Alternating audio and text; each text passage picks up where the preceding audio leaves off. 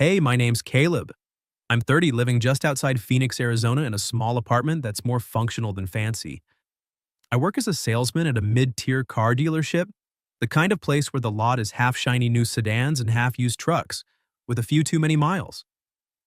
It's not a dream job, but it pays the bills, keeps the lights on, and leaves me enough to grab a beer on weekends. My life's been steady, predictable, like the hum of the AC unit in my living room. I'm not complaining. I've always been good at keeping things simple, keeping people at arm's length. It's easier that way. A few years back, I thought I'd found something real. Her name was Sarah, a graphic designer with a laugh that could light up a room. We dated for 2 years, talked about moving in together, maybe even a future. But she wanted more city, more ambition, more than I could give. She left for a job in Denver, and I stayed here, licking my wounds and learning to live with the quiet. It wasn't her fault, not really. Some people are built for bigger things. I'm built for what's in front of me. Work, home, repeat. That's my rhythm. The dealership is my world most days. It's all fluorescent lights, coffee breath, and the faint smell of tire rubber.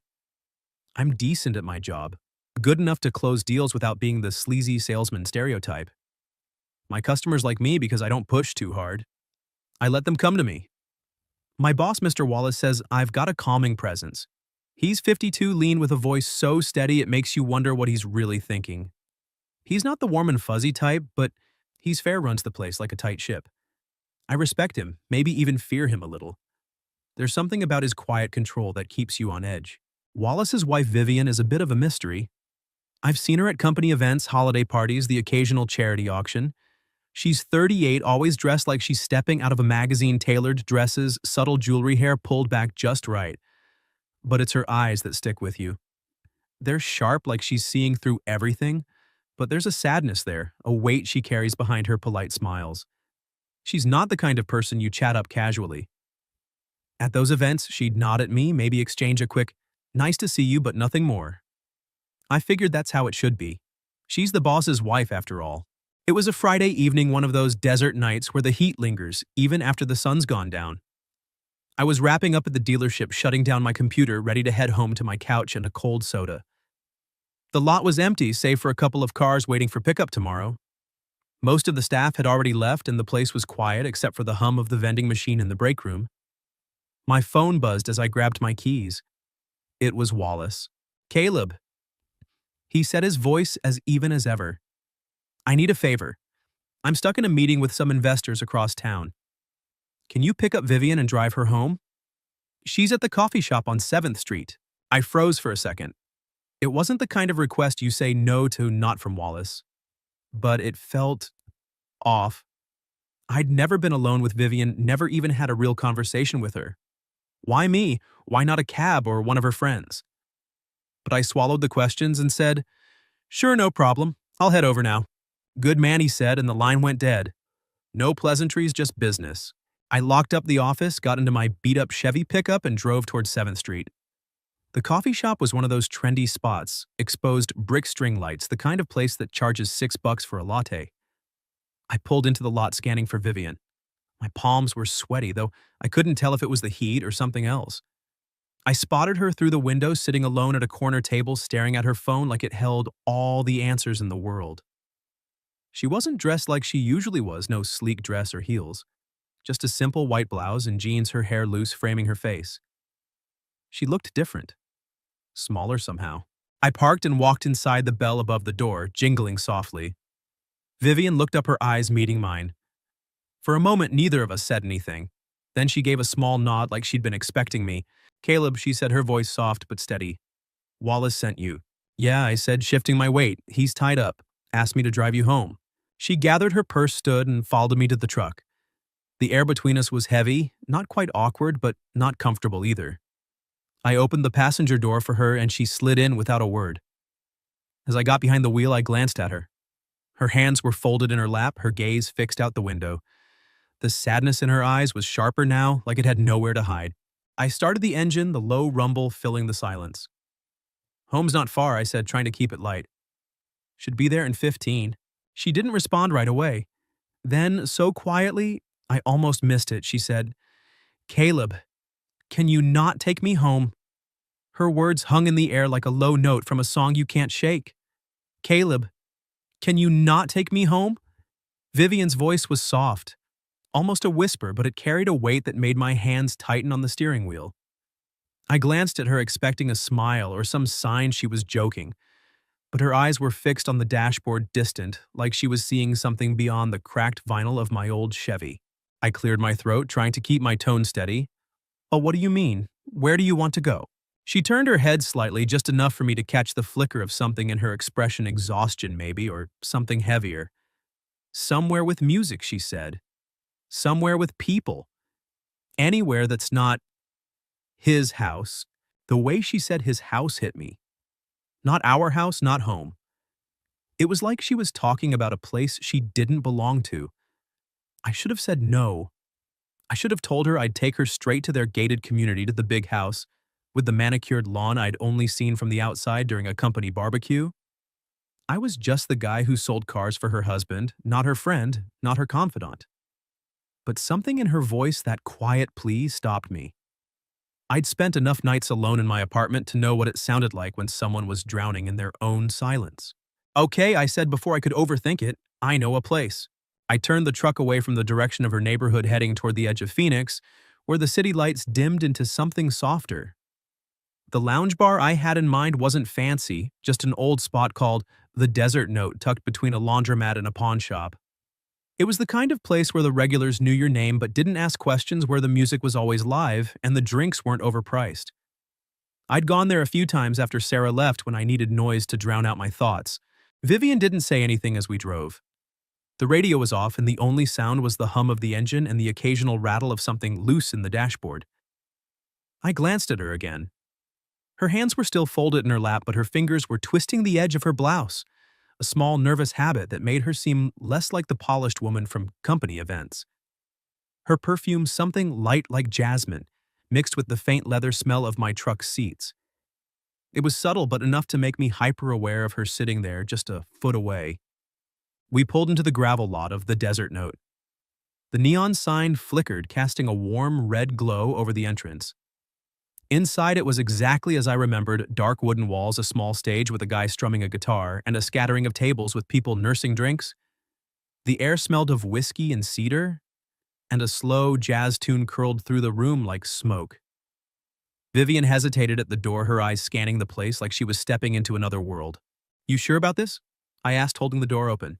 She nodded, a small, determined movement. I'm sure. We found a table in the corner away from the stage, but close enough to feel the music. The waitress, a woman with a gray ponytail and a no-nonsense smile, came over. Vivian ordered a glass of red wine without looking at the menu. I got a non-alcoholic beer, figuring I needed to stay sharp. The waitress didn't bat an eye, just scribbled the order and left. Vivian leaned back in her chair, her fingers tracing the stem of her wine glass when it arrived. The light caught the deep crimson of the wine, and for a moment she just stared at it like it held some kind of answer. I didn't know what to say, so I waited. I'd learned a long time ago that silence sometimes gets people talking more than questions do. You know, she said finally, her voice barely audible over the guitar. I used to be a piano teacher. Before I married Wallace. I raised an eyebrow, surprised. Really, like kids banging out Twinkle Twinkle or something more serious? She gave a small laugh, the first I'd heard from her all night. It was soft, almost brittle, like she hadn't used it in a while. A bit of both. Mostly adults, though. People who wanted to learn for themselves, not because their parents made them. I loved it, the way a melody could pull someone out of their head, even for a few minutes. So why'd you stop? I asked, leaning forward. I was genuinely curious now, picturing her at a piano, her fingers moving with the same quiet grace she carried in her walk. Her smile faded, and she took a sip of her wine. Wallace said it was a distraction. Said the sound gave him headaches when he was working from home. So I sold the piano. It's been 8 years, I think. 8 years. The number hit me harder than I expected. I tried to imagine giving up something I loved because someone else couldn't handle it. My mind flashed to Sarah, how she'd asked me to move to Denver with her, how I'd said no because I couldn't leave Phoenix. Maybe I wasn't so different from Wallace. The thought made my stomach twist. That's rough, I said, my voice quieter than I meant it to be. You miss it. She looked at me, then really looked at me, her eyes sharp and unguarded for the first time, every day. The guitarist switched to a slower tune, something mournful that seemed to match the weight in her words. I didn't know what to say, so I just nodded, letting her words settle. The waitress passed by, refilling a water glass at the next table, and the clink of ice broke the moment. "Why don't you play again?" I asked, not sure if I was crossing a line. "You could get another piano. Start over." She shook her head, a small, sad smile tugging at her lips. "It's not that simple. It's not just about the piano, it's everything." She paused, then added, "You ever feel like you're living someone else's life, Caleb?" I swallowed her question, hitting closer than I wanted to admit. "Yeah," I said. "Sometimes." We sat there, the music wrapping around us like a cocoon. I could feel the line I was crossing, the one that separated doing a favor for my boss from sitting here, listening to his wife unravel. I should have stood up, driven her home, ended it there. But I didn't. Instead, I raised my glass and said, "To not going home then." She clinked her wine glass against mine, her eyes holding mine for a moment longer than necessary. "To not going home," she echoed, and something in her voice told me we weren't just talking about tonight. The jazz in the desert note curled through the air, a slow, mournful tune that seemed to pull at the edges of the room. The guitarist's fingers danced over the strings, coaxing out notes that felt like they were telling a story of their own, one of longing maybe, or quiet regret. Vivian sat across from me, her wine glass half empty, her fingers still tracing its stem like she was trying to memorize its shape. The dim light caught the edges of her face, softening the lines of exhaustion I'd noticed in the truck. For a moment, she didn't look like the boss's wife, the polished woman from company parties. She was just Vivian, a stranger who'd asked me to keep driving instead of taking her home. I took a sip of my non-alcoholic beer, the bitter tang grounding me. The bar was alive but not loud, couples murmuring at tables, a lone guy at the counter, nursing a whiskey, the waitress weaving through with a tray of glasses that clinked softly. The smell of cedar and spilled liquor hung in the air, mixing with Vivian's faint jasmine perfume. I was hyper-aware of every detail, like my brain was trying to catalog this moment before it slipped away. "You don't talk much about yourself," Vivian said, breaking the silence. Her voice was steady now, less fragile than in the truck. "What's your story, Caleb?" "You've been at the dealership." "What, 5 years?" "6," I corrected, leaning back in my chair. "Not much to tell, really. I sell cars, pay my rent, keep my head down. Grew up here in Phoenix, never left. Tried the whole love thing. Once didn't work out. Now it's just me and my routine." She tilted her head, studying me like I was a puzzle she hadn't quite figured out. "You make it sound so simple. But nobody's that simple." I shrugged, a half smile tugging at my lips. Maybe I'm the exception. She didn't laugh, just took another sip of her wine, her eyes never leaving mine. "Nobody's the exception. Not really. You're here, aren't you, instead of driving me back to that house." Her words landed like a stone in still water, rippling through the quiet space between us. I wanted to argue, to say I was just doing a favor, but we both knew that wasn't true. I'd made a choice when I turned the truck toward this bar instead of her gated neighborhood. I wasn't sure what that choice meant yet, but it was too late to pretend it didn't happen.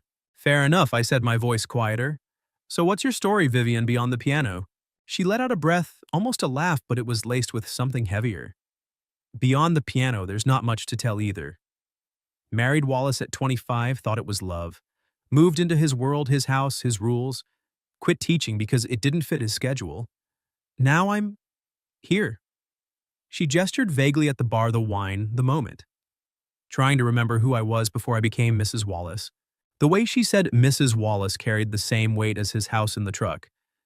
It wasn't just a name, it was a cage. I thought about my own life, the way I'd let Sarah's leaving define me for too long. The way I'd settled into my routine to avoid feeling that kind of hurt again. Maybe Vivian and I weren't so different. "That's a lot to carry," I said, my fingers tapping the side of my glass. "You ever think about going back to teaching, I mean? Or anything?" She looked down at her wine, her expression unreadable. "All the time. But it's like trying to pick up a song you haven't played in years. You know the notes, but your fingers don't move the same way anymore." The guitarist shifted to a new song, faster now, with a beat that pulsed through the room. A few people near the stage started to move, not quite dancing, but swaying, caught in the rhythm. I watched Vivian's face, the way her eyes flicked toward the music, a spark of something alive in them. It was the first time all night she didn't look weighed down. "You know," I said, leaning forward, "if you haven't danced in a while, I could help with that. No pressure, just a spin or two." Her eyes widened, a mix of surprise and amusement. You're serious. Why not? I said, grinning despite myself. You said you wanted music. This counts. She hesitated, her fingers tightening around her glass. For a second, I thought she'd say no, that she'd retreat back into that guarded shell. But then she set the glass down, stood and gave me a look that was half challenge, half curiosity. All right, Caleb, show me what you've got. We moved to the small open space near the stage, not a proper dance floor, but close enough. The music was upbeat now, a jazzy swing that didn't demand skill, just movement. I wasn't a dancer, never had been, but I took her hand warm and steady and we started to move. It was clumsy at first, her steps unsure, my rhythm a little off. But then something clicked. Her shoulders relaxed, her head tilted back, and she laughed a real unguarded laugh that cut through the music like sunlight. I spun her once, her blouse catching the light, and for those few minutes, she wasn't Mrs. Wallace. She was Vivian, alive, breathing free. When the song ended, we stopped, both of us a little breathless. Her hand lingered in mine, her eyes bright in a way I hadn't seen before. The crowd clapped for the guitarist, but it felt like they were clapping for us, for that fleeting moment where the world didn't exist outside this bar. Thank you, she said, her voice soft but clear. I haven't felt like that in a long time. I nodded, my throat tight. Me neither. We went back to our table, the air between us different now, lighter but charged with something unspoken. She finished her wine and I paid the tab. As we walked to the truck, the desert air cool against our skin, I knew I couldn't just drop her off and pretend this night never happened. But I also knew I was treading dangerous ground. I opened the passenger door for her and she paused before getting in. Caleb. She said, her voice steady but vulnerable. You didn't have to do this, but I'm glad you did. I didn't know how to respond, so I just nodded. As I started the engine, my phone buzzed, a text from Vivian sent while she was sitting right next to me. It said, "Thank you for not leaving me alone tonight." I glanced at her, but she was looking out the window, her face unreadable in the dark. I dropped Vivian off at her house that night, the big one with the wrought iron gate and the perfectly trimmed hedges. The porch light was on, casting a cold glow over the driveway, but no one came out to greet her. She hesitated at the door of my truck, her hand lingering on the handle like she wasn't ready to step back into that world. Thanks again, Caleb, she said, her voice barely above the hum of the engine. For everything. I nodded, not trusting myself to say more, and watched her walk up the path, her silhouette shrinking until the door closed behind her. The drive home felt longer than it should have. My mind replaying the night, the jazz, the dance, the way her laugh had cracked open something in the air between us. I figured that was it. A one-off favor, a strange detour in an otherwise predictable life. I'd go back to selling cars, she'd go back to being Mrs. Wallace, and we'd both pretend the night never happened. But the next morning, my phone buzzed with a text from an unknown number. It's Vivian. Thank you for not leaving me alone last night. My heart did a weird flip, and I stared at the screen longer than I should have. I typed back a simple anytime, then deleted it, then typed it again, and hit send. It felt too casual, too loaded all at once. A few days passed, and I threw myself into work trying to shake the memory of her eyes in the bar's dim light. The dealership was busy, end-of-month quotas, customers haggling over trade-ins, the usual chaos. Wallace was around more than usual, his presence like a shadow over the lot. He didn't mention the favor, didn't ask how the drive went. Just gave me a nod in the morning, his usual clipped morning Caleb, and moved on. I told myself that was a good sign. No suspicion. No questions. But every time I saw him, I felt the weight of that night pressing against my chest.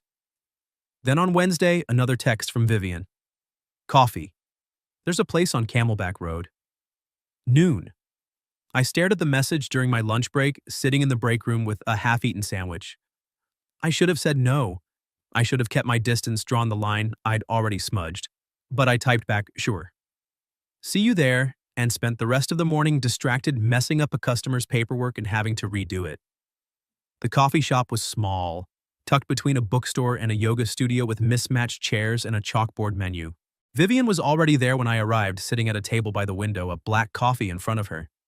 She wasn't dressed like the Vivian from company events, no tailored blazer or heels. Just a simple white shirt sleeves, rolled up hair, and a loose bun. She looked real.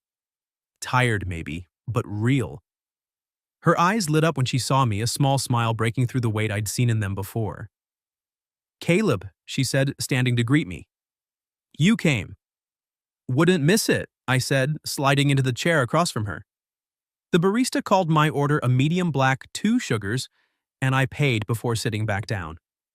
The air between us was easier than in the truck, but there was still a hum of something unspoken, like we were both tiptoeing around the edge of a cliff. We talked about small things at first work, the heat, the way Phoenix seemed to bake everything in July. But then Vivian leaned forward, her voice dropping. I left the house, she said, her fingers wrapping tighter around her cup. Not for good, not yet.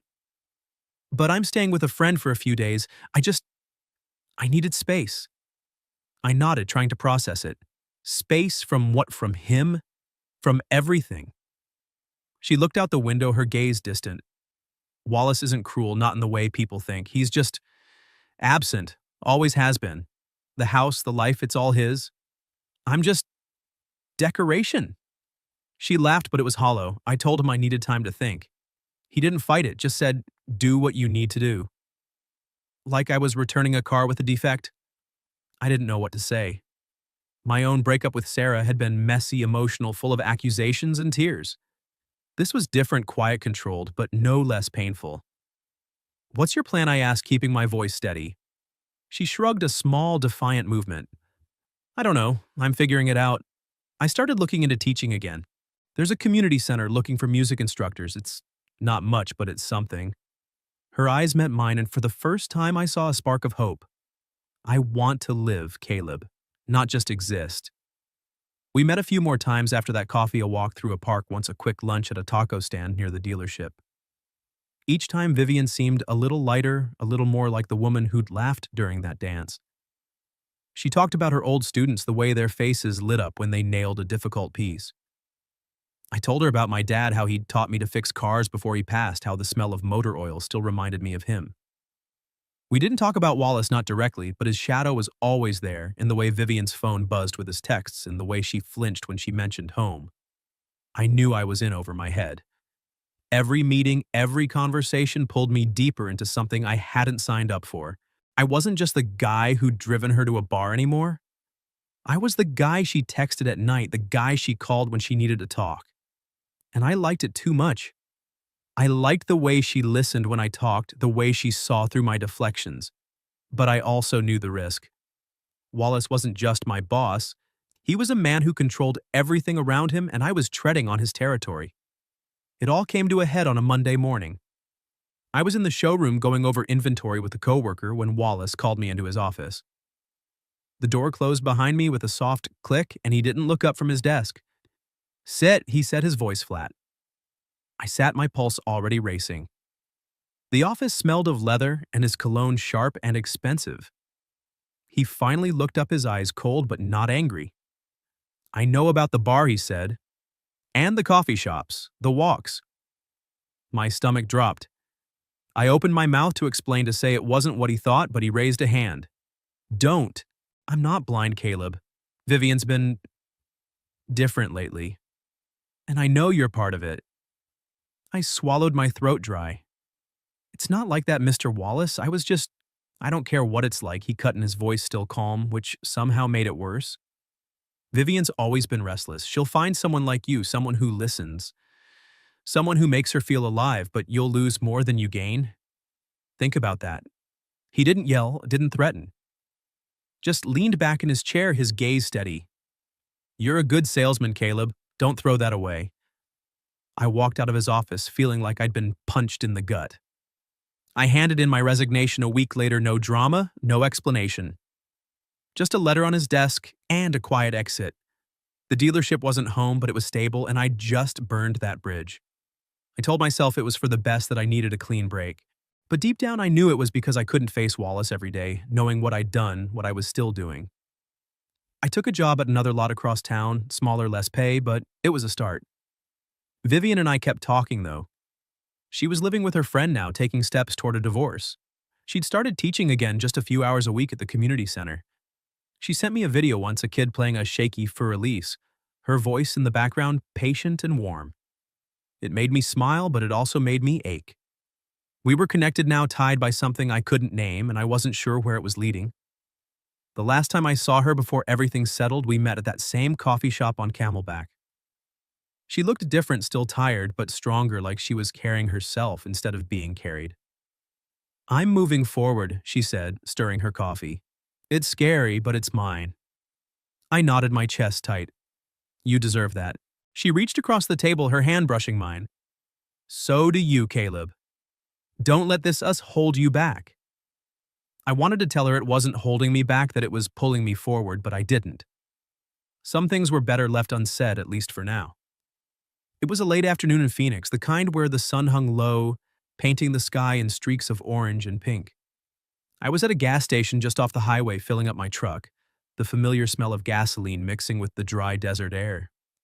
My new job at the smaller dealership across town was steady, not as flashy as Wallace's place, but it kept me moving forward.